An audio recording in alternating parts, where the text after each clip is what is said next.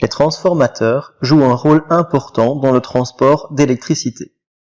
Nous connaissons les lignes à haute tension qui vont jusqu'à 1 million de volts en courant alternatif, les prises de courant 230 volts en courant alternatif ou encore nos appareils électroniques qui fonctionnent en tension continue de 19 volts. La question est comment passe-t-on d'un système à l'autre?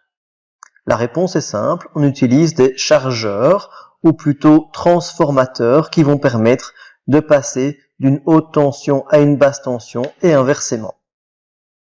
Un transformateur est donc un dispositif qui permet d'augmenter ou de diminuer l'amplitude des différences de potentiel en courant alternatif. Un transformateur simple est constitué de deux bobines enroulées sur un noyau de fer doux.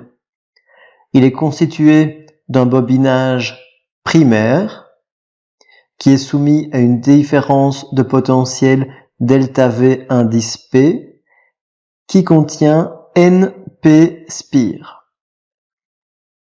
Il est également muni d'un bobinage secondaire qui lui est composé de NS spire et délivre une différence de potentiel ΔVS. Les deux bobines sont reliées par un noyau de fer doux qui va canaliser le champ magnétique. En effet, le transformateur se base sur la loi de Lenz. La loi de Lenz qui nous dit que la variation de potentiel créée aux extrémités d'une boucle est égale à l'opposé de la variation du flux en fonction du temps. C'est-à-dire que si le champ magnétique varie en fonction du temps, une différence de potentiel est créée dans la boucle.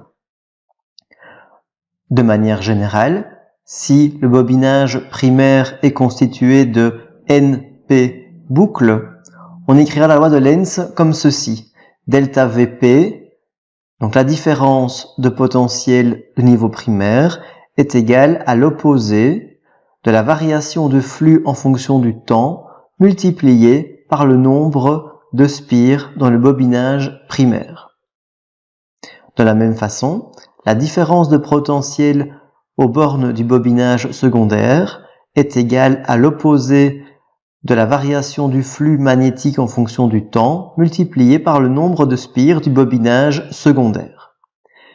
Si dans chacune de ces expressions, nous mettons en évidence l'opposé de la variation du flux en fonction du temps, on obtient pour le bobinage primaire que cet opposé de variation du flux en fonction du temps est égal à la variation de potentiel du circuit primaire divisé par le nombre de spires du bobinage primaire, et pour le bobinage secondaire, ce sera égal à la différence de potentiel du bobinage secondaire divisé par le nombre de spires du bobinage secondaire. Puisque les deux relations sont égales à l'opposé de la variation du flux, on peut finalement écrire une relation qui lie la différence de potentiel des deux bobinages à leur nombre de spires respectives. On remarque donc que la différence de potentiel pour chaque bobinage est proportionnelle au nombre de spires. Prenons l'expérience suivante. Soit un bobinage primaire avec 500 spires et une différence de potentiel de 15 volts. Un bobinage secondaire de 250 spires. Dans ce cas, puisque le nombre de spires est divisé par 2, la différence de potentiel aux bornes du bobinage secondaire est également divisée par 2. On passe donc de 15 volts au primaire à 7,5 volts pour le secondaire.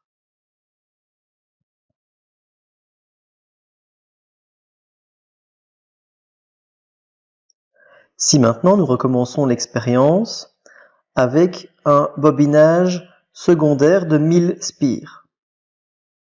Le bobinage primaire n'a pas changé. Puisque le nombre de spires est multiplié par 2, la différence de potentiel est également multipliée par 2. C'est comme cela qu'on obtient 30 volts pour le second bobinage.